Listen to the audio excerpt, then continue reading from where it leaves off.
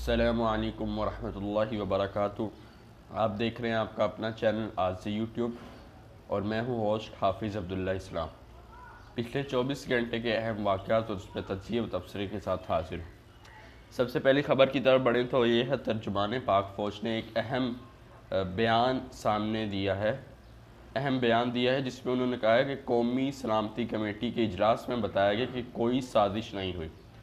اس سے پہلے ان کا بیان آیا تھا کہ سازش نہیں ہوئی، مداخلت ہوئی ہے، اور اب ان کا یہ بیان آیا ہے کہ کوئی سازش ہی نہیں ہوئی۔ جب عمران خان کی حکومت کو گرایا گیا اس کے 1-2 دن بعد انہی D G I S P R نے ایک مفصل گفتگو تقریباً 1.5 گھنٹے کی تھی، جس میں انہوں نے دعویٰ کیا کہ قومی سلامتی کمیٹی کا اجلاس ہوا، وہ مراسلہ آیا، عمران خان نے سب کو دکھایا، اور اس پہ سارے بڑے بڑے جو سروسز ہیں، سیکورٹی سروسز کے ممبران ہیں یا ان کے ارکان ہیں، ان کا یہ اتفاق ہے کہ نیشنل سیکورٹی سروسز کے جتنے بھی بڑے ہیں کہ یہ مراسلہ آیا ہے، لیکن ان میں یہ دھمکی کا جو الفاظ ہے یہ استعمال نہیں ہوئے بلکہ مداخلت ہوئی ہے۔ تو اس پہ کافی مذاق بھی اڑایا گیا D G I S P R کا، اور اس کے بعد آج یہ بیان سامنے آیا ہے کہ اسی قومی سلامتی کمیٹی کے اپنے اجلاس میں بتایا کہ کوئی سازش نہیں ہوئی۔ یعنی پہلے کہا کہ سازش نہیں ہوئی، مداخلت ہوئی ہے، اور اب مداخلت سے بھی منہ پھیر لیا۔ یعنی یہ رد و بدل بیانات میں یہ ثابت کرتے ہیں کہ شاید ان دونوں میں سے ایک بات یقیناً جھوٹ ہوگی، یا تو سازش بالکل ہی نہیں ہوئی، یا تو سازش ہوئی ہے اور مداخلت ہوئی ہے، یعنی سازش ہی ہوئی ہے۔ اس کے علاوہ انہوں نے مزید کہا کہ سابق آرمی چیف پرویز مشرف کافی علیل ہیں، اور ہماری جو ساری بڑی قیادت ہے وہ چاہتی ہے کہ پرویز مشرف واپس پاکستان آئیں، اور پرویز مشرف کے واپس پاکستان آنے سے ہماری ساری فوج خوش ہوگی۔ یہ کہنا تھا major general Babar Iftikhar D G I S P R کا، اور ان کا کہنا تھا وہ ہمارے ایک سابق اور بہت ہی اہم رکن رہے ہیں فوج کے، اور ان کا یوں علالت کے وقت باہر کے ملک میں رہنا ہمارے لیے صحیح نہیں ہے، لہٰذا ہماری یہ تمنا ہے اور ان کو آفر ہے کہ اگر وہ پاکستان آئے تو ان کو کوئی نقصان نہیں پہنچایا جائے گا، اور وہ اپنے جو بیماری کے ایام ہیں وہ پاکستان میں آ کر گزاریں۔ اس کے علاوہ سمندر پار پاکستانیوں کے ووٹ کا حق دینے پر ایک اہم پیش رفت ہوئی ہے، اور وہ پیش رفت یہ ہے کہ پاکستانیوں کا ووٹ نہ حق دینے پر وفاقی حکومت اور الیکشن کمیشن کا نوٹس۔ لاہور ہائی کورٹ نے سمندر پار پاکستانیوں کا ووٹ کا حق نہ دینے پر وفاقی حکومت اور الیکشن کمیشن کو نوٹس جاری کر دیا۔ یعنی یہ جو سمندر پار پاکستانیوں کا ووٹ کا حق چھینا ہے، اس میں جو سب سے بڑا ہاتھ ہے وہ حکومت کا اور الیکشن کمیشن کا ہے۔ ان دونوں کے اتحاد کی وجہ سے اتنا بڑا ایکٹ جو عمران خان لے کر آئے تھے 2017-18 میں، اس کو مسترد کرنا یہ ان کے لیے قابل ہوا اور ان کے قابل ہوئے۔ اب الیکشن کمیشن کی اور وفاقی حکومت پر نوٹس جاری کیے گئے ہیں لاہور ہائی کورٹ نے، اور ان سے جواب طلب کیا گیا ہے کہ کیوں انہوں نے سمندر پار پاکستانیوں کا ووٹ ختم کیا، اور انہوں نے کہا ہے کہ تقریباً اگر آپ کہتے ہیں کہ الیکشن میں کافی دیر ہے تو آپ وہ سارے تمام اقدامات کر سکتے ہیں جو سمندر پار پاکستانیوں کو ووٹ دلوانے کے لیے کیے جاتے ہیں۔ یعنی جو وزیر قانون عطا تاڑر نے یہ بیان دیتے ہوئے مسترد کرنے کی کوشش کی تھی اس قانون کو کہ جی ہمارے پاس اتنے پیپر نہیں ہیں، ہمارے پاس اتنی مشینیں نہیں ہیں، ہم اتنی مشینیں اتنی جلدی تیار نہیں کر سکتے کہ جس سے سمندر پار پاکستانیوں کو ووٹ کا حق دے سکیں۔ تو اب دیکھنا ہے کہ لاہور ہائی کورٹ کا نوٹس کتنا اہم کردار کرتا ہے، پیش کرتا ہے اس سارے معاملات میں، اور کیا اس سے اپنا فیصلہ تبدیل یا پھر عدالت کی طرف سے کوئی بڑا اہم اقدامات آ سکتے ہیں یا نہیں۔ اس کے علاوہ آج کل پنجاب کا ایک بجٹ معمہ بن گیا ہے۔ سب سے پہلے پنجاب کا بجٹ بنایا گیا، تو یاد رکھیے جب بھی کوئی بجٹ بلایا جاتا ہے تو اس سے پہلے حکومت اور اپوزیشن میں جتنے بھی اراکین ہوتے ہیں ان کا اتحاد ہوتا ہے، ان کے آپس میں معاملات ہوتے ہیں، معاہدے ہوتے ہیں جن میں وہ طے کرتے ہیں کہ ہم اس اسلوب سے بجٹ میں چلیں گے،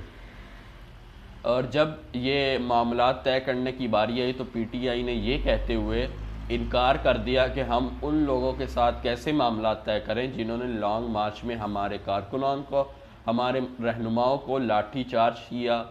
چار دیواری کا تقدس پہ مال کیا، یہاں تک کہ ہمیں کنٹینروں سے اسلام آباد جانے سے بھی روکا گیا۔ ہم ان کے ساتھ کیسے یہ تمام اختیارات یا معاملات ڈن کر سکتے ہیں، یعنی ایک حساب سے ڈیل کیسے کر سکتے ہیں۔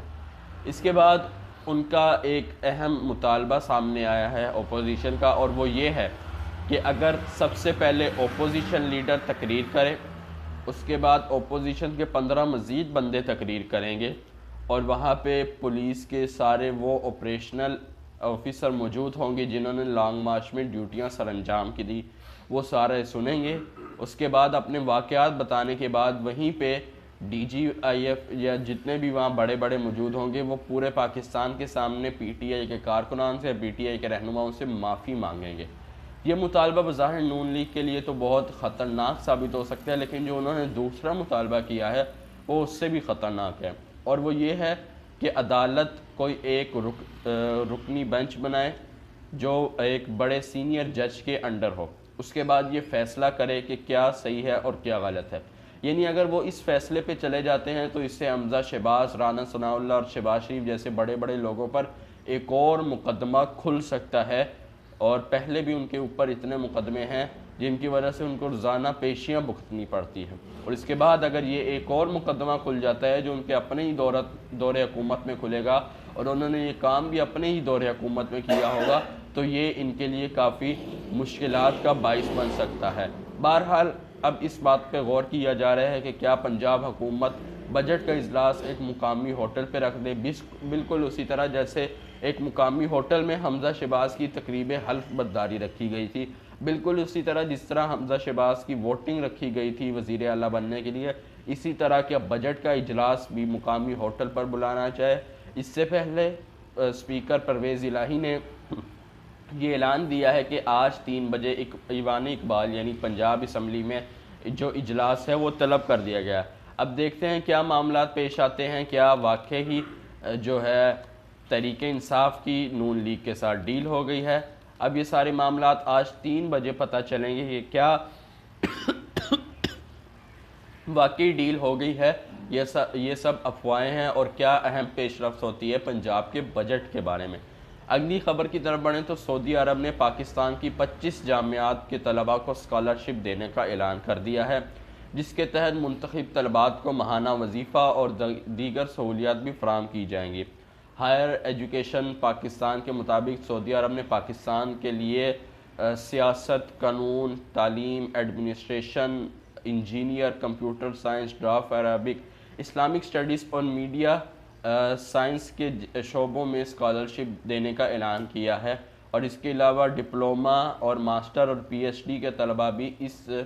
جو اسکالرشپ سے مستفید ہو سکتے ہیں، ان کو بھی ماہانہ وظیفہ دیا جائے گا، لیکن یہ ان 5 مخصوص جامعات کو دیا جائے گا جو سعودی عرب کی طرف سے منتخب کی گئی ہیں۔ آج کی اگلی خبر یہ ہے کہ لاہور میں فیکٹری ایریا میں خاتون اور اس کے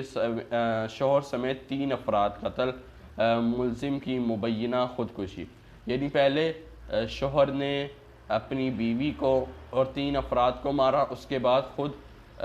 جو ہے خودکشی کر دی، لیکن یعنی شوہر کو پہلے مارا گیا، پھر اس کے 3 افراد کو مارا گیا، پھر مارنے والے نے بھی خودکشی کر لی، اور یہ لاہور فیکٹری ایریا میں یہ افسوسناک واقعہ پیش آ رہا ہے۔ دن بدن اس طرح کے واقعات میں اضافہ ہوتا جا رہا ہے، کوئی مہنگائی کی وجہ سے، کوئی عدم برداشت کی وجہ سے اس طرح یہ ہوتا جا رہا ہے، اور یہ ایک تھرڈ پارٹی یعنی ایک ایسا بندہ جس کو شاید یہ جانتے بھی نہ ہو یا ان کا گھر سے کوئی تعلق نہیں تھا، وہ آتا ہے، شوہر کو مارتا ہے، اس کی بیوی کو مارتا ہے، اور یعنی بشمول ان کے 3 افراد کو قتل کرتے اپنے آپ کو مبینہ خودکشی کر لیتا ہے۔ تو یہ واقعی ہی ایک معمہ ہے کہ اگر اپنا کوئی ہوتا اور پھر وہ خودکشی کرتا تو سوال پیدا ہو سکتا تھا، لیکن کوئی غیر قانونی آیا ہے، کوئی باہر سے بندہ آیا ہے، کوئی ایسا بندہ آیا ہے جو اس گھر میں نہیں تھا، اس کے بعد مارنے کے یہ مبینہ خودکشی کیوں کی گئی، اس کا تو تب ہی پتہ چلے گا جب پولیس اس کی تحقیقات کریں گی۔ اگلی خبر یہ ہے کہ فلسطینی اتحادی 86 سالہ صدر محمود عباس کے جانشینی کے لیے تیار ہیں، یعنی وہ بھی چاہتے ہیں کہ اسرائیل کی جو جانشینی ہے وہ مجھے مل جائے، حالانکہ یہ فلسطین کے تقریباً صف اول کے حمایتیوں میں سے ہیں، اور یہ بھی اب ان کا ایک مطالبہ سامنے آیا ہے کہ اسرائیل کی جانشینی یہ مطالبہ ہے یا تمنا ہے یا ان کی دل کی خواہش ہے، وہ سامنے آئی ہے کہ اسرائیل کی جانشینی مجھے ملے، بجائے اس کے جو فلسطینیوں پر وہ ظلم ڈال رہے ہیں اور میں ان کا سب سے بڑا حمایتی ہوں، اس کے بجائے میں ان کے خلاف ایکشن لوں۔ اس ملک کی جانشینی اپنے ہاتھ میں انہوں نے لینے کا فیصلہ کیا۔ اب دیکھتے ہیں اس پہ کیا سٹیٹمنٹ سامنے آتی ہے فلسطینی صدر کی طرف سے یا فلسطینی وزراء کی طرف سے، یا اسی طرح اسرائیلی وزراء کی طرف سے کیا سٹیٹمنٹ ثابت آتی ہے، کیا وہ اس فیصلے کو قبول کریں گے یا رد کریں گے۔ روس نے سعودی عرب کو پیچھے چھوڑ کر بھارت کو تیل فراہم کرنے والا دوسرا ملک بن گیا، یعنی بھارت وہ ملک ہے جو اس وقت روس سے سستے داموں تیل لے رہا ہے، اور اس وقت وہ فراہم کرنے والا دوسرا بڑا ملک بن گیا ہے تیل، جبکہ اس نے دو اہم ممالک کو پیچھے چھوڑا ہے، جس میں ایک روس ہے اور ایک سعودی عرب ہے، یعنی جہاں تیل کے کنویں نکلتے ہیں اور جو ملک پوری دنیا کو سپلائی کر رہا ہے، ان دو اہم ممالک کو تیل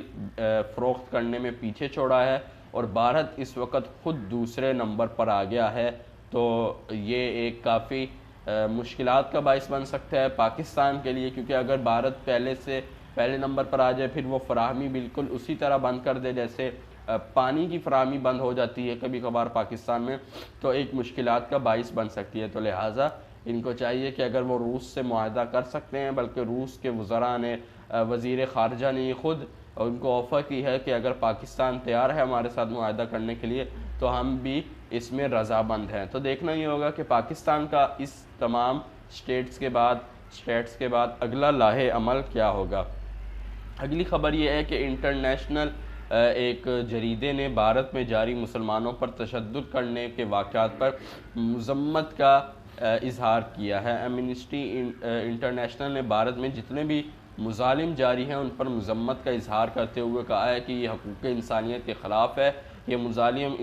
مظالم انسانوں کے خلاف ہے، یہ انسانیت کے خلاف ہے، اور یہ بالکل نہیں ہونا چاہیے، بلکہ ان کو اپنا حق دینا چاہیے۔ اس کے علاوہ آج کی آخری خبر یہ ہے کہ انٹرنیٹ ایکسپلور 27 سال بعد ختم ہو گیا، یعنی وہ ایک براؤزر جو آج سے 27 سال پہلے شروع ہوا تھا وہ اس وقت ختم کر دیا گیا ہے۔ انٹرنیٹ ایکسپلور جو تقریباً ہر لیپ ٹاپ میں ابھی پہلے سے موجود ہوتا تھا، یہ تقریباً جو بڑے عمر کے لوگ ہیں ان کے بچپن میں دیکھا جانے والا سب سے اہم براؤزر تھا، جس طرح آج کل ہمارے گوگل یا کروم ہے، اسی طرح یہ براؤزر تھا۔ یہ تھی آج کی اہم ترین خبریں، امید ہے آپ کو پسند آئی ہوگی۔ اگر پسند آئی ہے تو لائک کریں، شیئر کریں، اور اس چینل کو سبسکرائب کرنا مت بھولیے گا۔ ملتے ہیں اگلی ویڈیو میں، تب تک کے لیے اللہ حافظ۔